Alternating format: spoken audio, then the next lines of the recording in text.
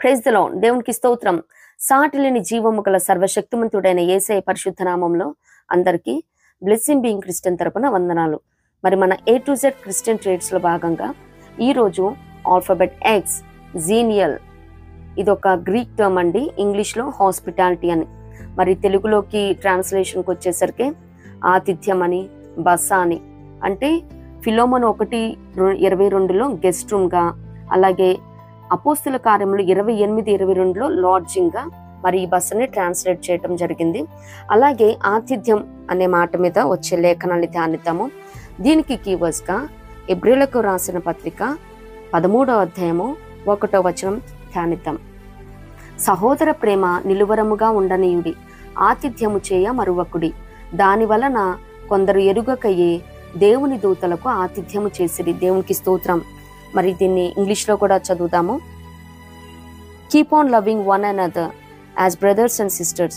Do not forget to show hospitality to strangers, for by so doing some people have shown hospitality to angels without knowing it. Praise the Lord. Hallelujah. అంటే ఇక్కడ కొందరు ఎరుగకయ్యే దేవుని దూతలకు ఆతిథ్యం చేశారంటే మరి మన పితరుడైన Abraham గారు మరి ఆదికాండం 18లో చూస్తూ ఉంటాము. అలాగే లోతు గారు ఆదికాండం 19వ అధ్యాయంలో ఇవ్వటం చూస్తూ ఉన్నాం. మరి ఆతిథ్యం ఇచ్చిన వాడిని దేవుడు మర్చిపోలేదు. కానీ మరి ఆదికాండము 15వ అధ్యాయంలో 17వ అధ్యాయంలో మరి దేవుడు నీకు స్వాస్థ్యాన్ని ఇస్తానని అబ్రహాం గారికి చెప్పారు. 18వ అధ్యాయంలో దర్శించినప్పుడు ఆతిథ్యం ఇచ్చినప్పుడు ఆ వాగ్దానాన్ని తను స్వతంత్రించుకోవటం చూస్తున్నాం. అలాగే లోతు గారు ఇచ్చారు. మరి 19వ అధ్యాయంలో తన కుటుంబాన్ని ఆ సొదొమ గొమొర్రా అనే ఉగ్రత నుండి తప్పించుకోవటం చూస్తూ ఉన్నాము.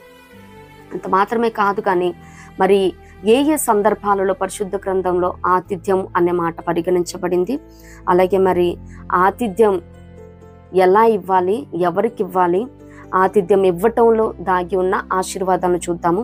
అలాగే ఒక దైవజనుడు కూడా మరి ఇతరులకు ఆతిథ్యం ఇవ్వటం చూస్తూ ఉన్నాము.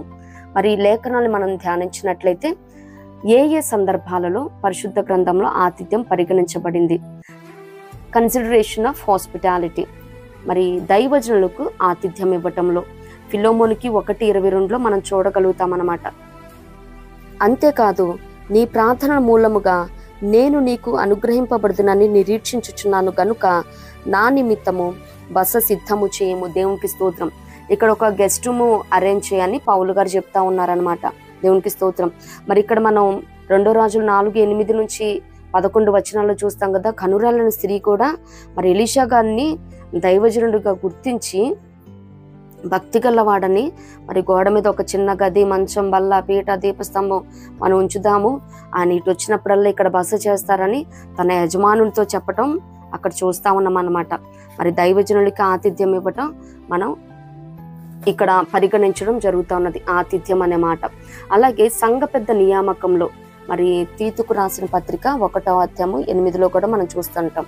అక్కడ అనేకమైనవి ఏవేవైతే లక్షణాలు కలిగి ఉండాలో ఆ సంఘ పెద్ద, మరి appointing of elders who love what is good, ఏదైతే మంచిదిగా ఉంటా ఉన్నదో ఆ లక్షణాలు మొత్తం కలిగి ఉండాలి.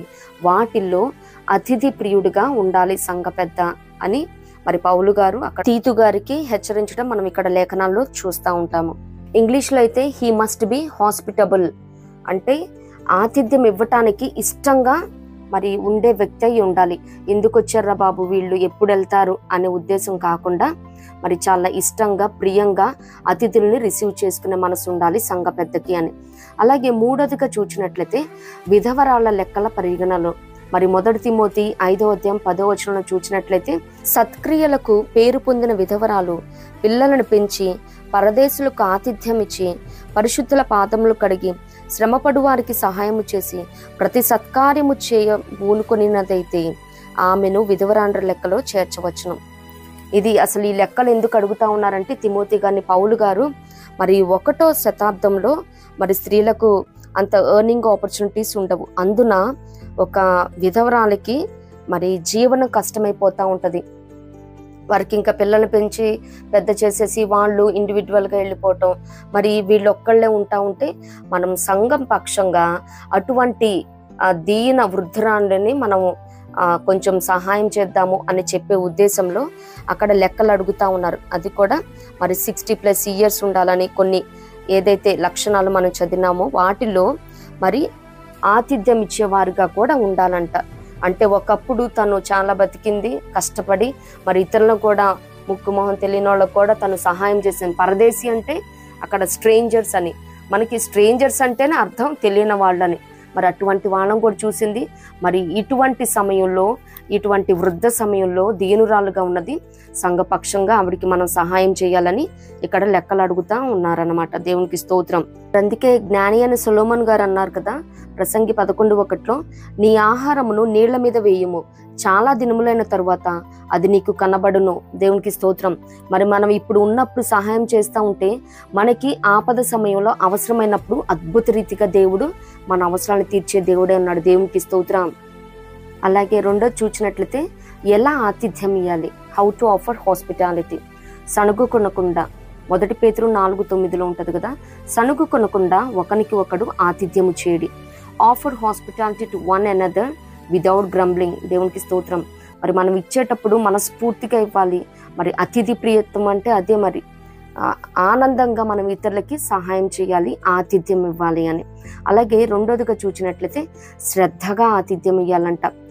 అది శ్రద్ధగా ఆతిథ్యము ఇచ్చుచుండిరి అని మరి రోమా 12:13 మనం చూడగలుగుతాము. ఇంగ్లీష్లో అయితే ప్రాక్టీస్ హాస్పిటాలిటీ అని ఉంటుంది దానికి. మరి మూడోదిగా చూసినట్లయితే శ్రద్ధా భక్తులతో. మరి 2 రాజులు 4:8 చూస్తాం కదా మనం. మరి 8-12 చూసినట్లయితే మరి కనురాలైన స్త్రీ ఎలీషా గారికి ఈ రీతిగా మరి గోడ మీద చిన్న గది, మంచం, బల్ల, దీపస్తంభం ఇవన్నీ అరేంజ్ చేసినప్పుడు ఎలీషా గారు గెహాజీని పిలిచి, ఈమె ఇంత శ్రద్ధా భక్తులు చూపిస్తుంది కదా, ఆమె అవసరం కనుక్కోమని చెప్తారన్నమాట. దేవునికి స్తోత్రం. 4th వన్ చూసినట్లయితే స్నేహభావంతో ఆతిథ్యం ఇవ్వాలి. అపోస్తల కార్యములు 28:7. పొప్లి అని ఒకడు ఆ ద్వీపంలో ముఖ్యుడు, అతనికి ఆ ప్రాంతములలో భూములుండెను. అతడు మమ్మల్ని చేర్చుకొని 3 దినములు స్నేహభావంతో ఆతిథ్యం ఇచ్చెను. దేవునికి స్తోత్రం. ఓడబద్దలైన వేళ పౌలు గారికి నిజంగా ఈ ఆతిథ్యం ఊరటనిచ్చింది. దేవునికి స్తోత్రం.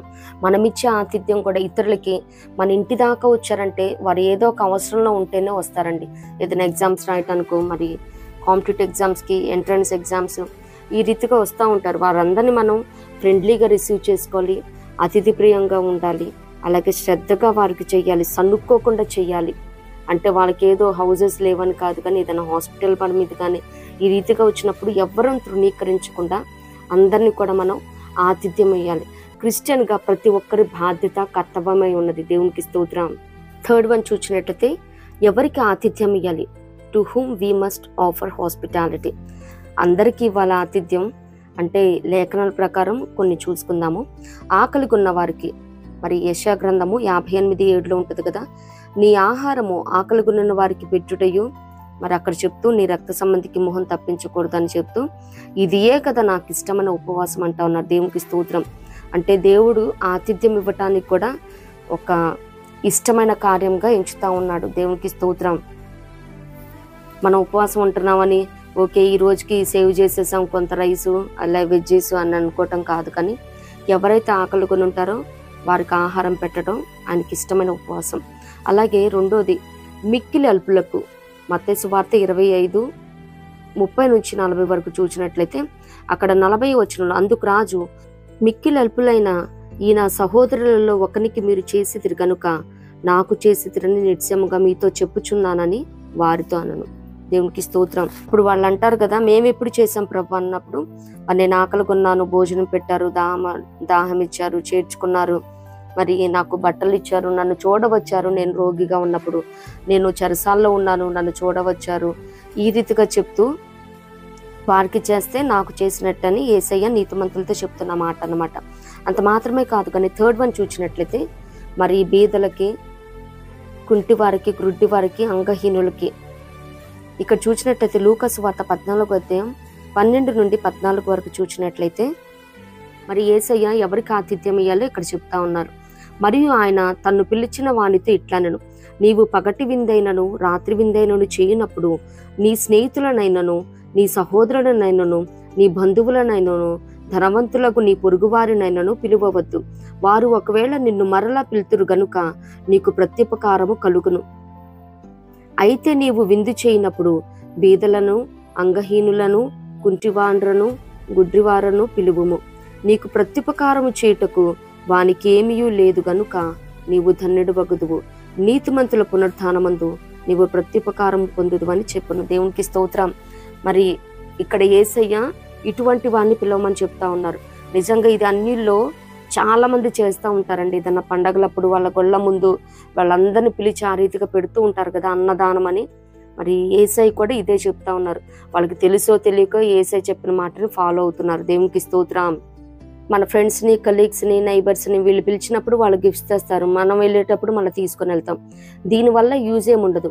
మనకి ఎవరు ఏమి ఇవ్వరో అటువంటి వాళ్ళని పిలిస్తే ఆ పూటకు వాళ్ళ కడుపు నింపినట్టు ఉంటుంది. అలాగే దేవుడు చెప్పిన మాటను కూడా మనం ఫాలో అయినట్టు ఉంటుంది. దేవునికి స్తోత్రం. 4th వన్ చూసినట్లయితే ప్రార్థనకి వచ్చిన వారికి, మందిరాలకు వెళ్తున్న వారికి. మత్తయి సువార్త 14:16 చూస్తే మరి యేసయ్య దగ్గరికి అనేకులు వస్తారు కదా. ఇది అరణ్య ప్రదేశం యేసయ్య, అసలే సాయంకాలం అయిపోయింది, ప్రొద్దుగుంకింది, వాళ్ళు పంపించేస్తే ఏదో ఒకటి కొనుక్కుంటారని చెప్పినప్పుడు అప్పుడు యేసయ్య అంటున్న మాట, యేసు వారు వెళ్ళనక్కరలేదు, మీరే వారికి భోజనము పెట్టుడని వారితో చెప్పగా. దేవునికి స్తోత్రం. మరి మన మందిరాలకు కూడా చాలా మంది ప్రార్థనలకని మరి కుటుంబాన్ని, బిడ్డల్ని వదిలిపెట్టి మరి ప్రార్థనకి అంటే నియామక కూడికలకి రావాలి, మరి ఉపవాస కూడికలు జరుగుతుందని ఏదో ఒకటి వాళ్ళు అరేంజ్ చేసుకొని చేయకో వస్తూ ఉంటారు. మరి వారికి యేసయ్య చెప్తున్న మాట ఏంటంటే వారికి మనమే అరేంజ్ చేయాలని. ఎవరికున్న స్టామిని బట్టి, స్టేటస్ని బట్టి ప్రతి సంఘం కూడా మరి విశ్వాసులకి ఆత్మీయ పోషణ ఏ రీతిగా అందిస్తూ ఉన్నారో కొంచెం వారికి ఏదో ఒకటి. ఇంగ్లీష్లో అయితే, ఇక్కడ తెలుగులో అయితే మరి భోజనం అని ఉంది.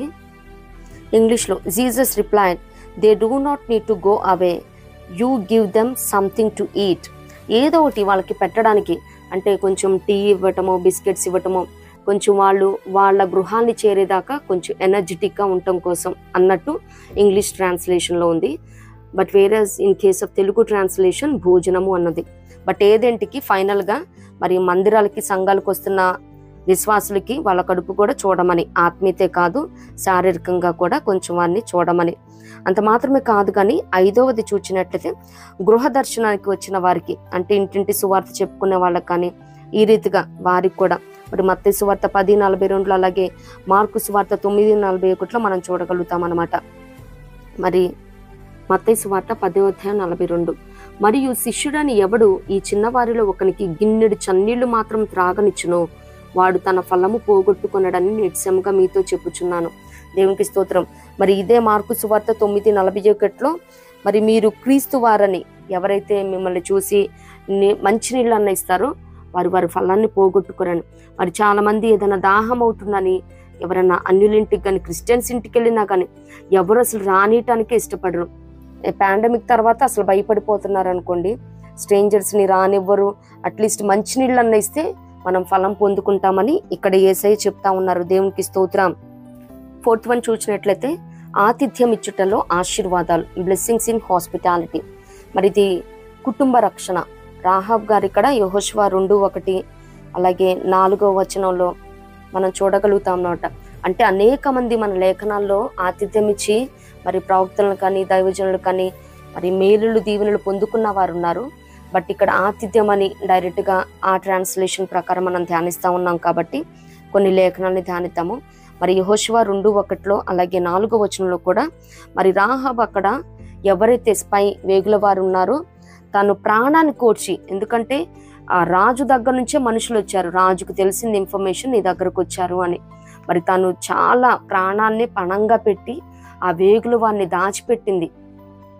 అలాగే మరి నేటికి తను పొందుకున్న ఆశీర్వాదం ఏంటంటే యెహోషువ 6:25 మనం చూడగలుగుతాము. రాహాబ్ అని వేశ్య యెరికోను వేగు చూచుటకు యెహోషువ పంపిన దూతలను దాచిపెట్టి ఉండెను గనుక అతడు ఆమెను, ఆమె తండ్రి ఇంటి వారిని, ఆమెకు కలిగిన వారిని అందరినీ బ్రతుకునిచ్చెను. ఆమె నేటి వరకు ఇశ్రాయేలుల మధ్య నివసించుచున్నది. దేవునికి స్తోత్రం. ఎంత గొప్ప భాగ్యం కదండి. ఇశ్రాయేలుల మధ్యలో ఒక మరి అన్య దేశస్తురాలు, అందున వేశ్య ఇప్పటికీ కూడా మరి ఆమె సంతానం ఇజ్రాయేల్ మధ్యలో జీవిస్తూ ఉన్నది. దేవునికి స్తోత్రం. తను చేసింది ఏంటండి, మరి వారికి ఆతిథ్యం ఇచ్చి మరి తెలుసో తెలియకో తనకి ఇష్టం ఉన్నా లేకపోయినా తన ఇంటికి రావటం, ఆవిడ ఏమాత్రం వచ్చిన వారికి వారిని అప్పచెప్పలేదు. అలాగే తినే ఇన్ రిటర్న్ ఇన్ఫర్మేషన్ పాస్ చేయలేదు. కానీ దేవునికి భయపడింది. మరి ఆనాటి దినాలలో ఎటువంటి మీడియా లేదు, టెక్నాలజీ లేదు. మరి ఇన్ఫర్మేషన్ తెలుసుకొని దాని ప్రకారము మరి దేవుడు ఈ దేశాన్ని కూడా మీకు అప్పచెప్తాడు అని తను చాలా వాగ్దాన పూర్వకంగా మరి దేవుణ్ణి అంతగా నమ్మినదనమాట. ఈ దేశాన్ని కూడా మా ఎరుక గోడలే మమ్మల్ని కాపాడలేవు, ఈ ఎరుకను కూడా మీ స్వాధీనం చేస్తాడు మీ దేవుడు, మీరు ఏ ఏ రీతిగా ఏమేం చేశారో అని అక్కడ తనే సాక్ష్యం ఇస్తా ఉన్నది. దేవునికి స్తోత్రం. రెండోదిగా చూస్తే బసలో సువార్త, అపోస్తల కార్యములు 28-23. మరి అక్కడ వచ్చిన వారు మతభేదాల్లో కొంచెం ఆక్షేపణలు ఉన్నాయి అన్నప్పుడు అతనికి ఒక దినము నియమించి అతని బస్సులోనికి అతని యొద్దకు అనేకులు వచ్చిరి. ఉదయం నుండి సాయంకాలము వరకు అతడు దేవుని రాజ్యమును గూర్చి పూర్తిగా సాక్ష్యమిచ్చుచు మోషే ధర్మశాస్త్రములో నుండి ప్రవక్తలలో నుండి సంగతులెత్తి యేసును గూర్చి వివరముగా బోధించుచు వారిని ఒప్పించుచుండెను. దేవునికి స్తోత్రం. మనం ఎక్కడున్నా అక్కడ బస అంటే లాడ్జింగ్ అనే ట్రాన్స్లేషన్తో ట్రాన్స్లేట్ చేయటం జరిగింది. మరి వాళ్ళు అక్కడ ఆతిథ్యం ఇచ్చారు. ఆ రోజు మొత్తం ఉదయం నుంచి సాయంత్రం దాకా మరి సువార్త ప్రకటన చేస్తూ ఉన్నాడు. మరి మనం ఎక్కడ ఉన్నప్పటికీ, మనం టూర్స్ అండ్ ట్రావెల్స్కి వెళ్ళినా కానీ, రెస్టారెంట్కి వెళ్ళినా కానీ, పని చేసుకుంటున్నా కానీ సువార్తే శ్వాసగా నిత్యముగా పయనించబద్దులమన్నాం. ఎందుకంటే సమయం చాలా తక్కువగా ఉన్నది. మరి ఏ సమయాన్ని కూడా మనం వ్యర్థంగా పోనీయక సమయమందును అసమయమందును మరి ఎవరికి తోచిన రీతిగా దేవుడు ఎవరెవరికి ఏ ఏ టాలెంట్స్ ఇచ్చారో అవకాశాన్ని వినియోగించుకుంటూ నిత్యముగా సువార్త ప్రకటన చేయబద్దులమై ఉన్నాం. ఇక్కడ మరి ఆయన బస్సులో ఉండి వారందరికీ చక్కగా క్లియర్గా చెప్తూ అన్నమాట, ధర్మశాస్త్రం నుంచి యేసయ్య దాకా వారికి ఏవేవైతే మతపరమైన ఆక్షేపణలు ఉన్నాయో వాటన్నిటిని క్లారిఫై చేయడం చూస్తూ ఉన్నాం. అలాగే నీతిమంతుల పునరుత్థానమందు ప్రత్యుపకారం, మరి 3వ పాయింట్ చూసినట్లయితే 3వ బ్లెస్సింగ్ లూకాసు వార్త 14:14 చూడగలుగుతాము. మరి యేసయ్య చెప్పారు కదా, అంగహీనులను, బీదలను, కుంటి వాళ్ళని వీళ్ళందరినీ పిలిపిస్తే వాళ్ళు నీకేమి ఇవ్వలేరు, చేయలేరు, కాబట్టి దేవుడే నీకు ప్రతిఫలం ఇస్తారు, నీవు ధన్యుడవు అని అక్కడ చెప్తా ఉన్నారనమాట. దేవుని స్తోత్రం. మరి అంత మాత్రమే కాదు కానీ మరి మత్తయి 10:42, మార్కు 9:41 మరి నా పేరట ఎవరైతే చేర్చుకుంటారో గిన్నెడు చన్నీళ్ళు ఇచ్చినా కానీ వారు ఫలము పోగొట్టుకోరని ఇక్కడ లేఖనాలు సెలవిస్తున్నాయి. నిశ్చయంగా ఎవరైతే అవసరతలో ఉంటారో మరి సువార్త పని నిమిత్తం వారి గృహాలని, వారి దేశాలని, వారి ఇళ్లని వదిలిపెట్టి మరి ఇంటింటి సువార్తల కోసం వీధి వీధులు తిరుగుతూ ఉంటారో వారికి అట్లీస్ట్ గిన్నెడు చన్నీళ్ళు ఇచ్చినా కానీ ఏ మాత్రము మనకి రావాల్సిన ఫలాన్ని మనం పోగొట్టుకోమని లేఖనాలు సెలవిస్తున్నాయి. మరి వచ్చిన వాళ్ళని డిస్టర్బెన్స్ చేస్తున్నారు వీధి సువార్తల్లో, ఈ రీతిగా అబ్జెక్ట్ చేయటం కాదు, కానీ వారిని చేర్చుకుంటే దేవుడు నిత్యముగా ప్రతిఫలాన్ని ఇచ్చే దేవుడే ఉన్నాడు. అంత మాత్రమే కాదు కానీ పరలోకమందు ఘనత, ఆనర్ ఇన్ హెవెన్, మత్తయి సువార్త 25:34-40. మరి అప్పుడు రాజు తన కుడివైపున ఉన్న వారిని చూచి, నా తండ్రి చేత ఆశీర్వదింపబడిన వారలారా రండి, లోకము పుట్టినది మొదలుకొని మీ కొరకు సిద్ధపరచబడిన రాజ్యమును స్వతంత్రించుకునేది. దేవునికి స్తోత్రం.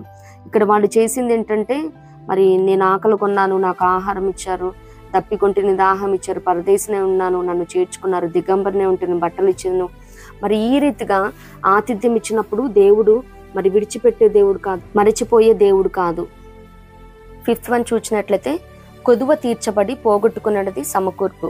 2వ రాజులు 4:8 నుంచి మనం అక్కడ 35 వరకు చూసినట్లయితే మరి అక్కడ ఎలీషా గారికి ఆతిథ్యం ఇస్తున్న కనురైన స్త్రీ గురించి ఉంటుంది.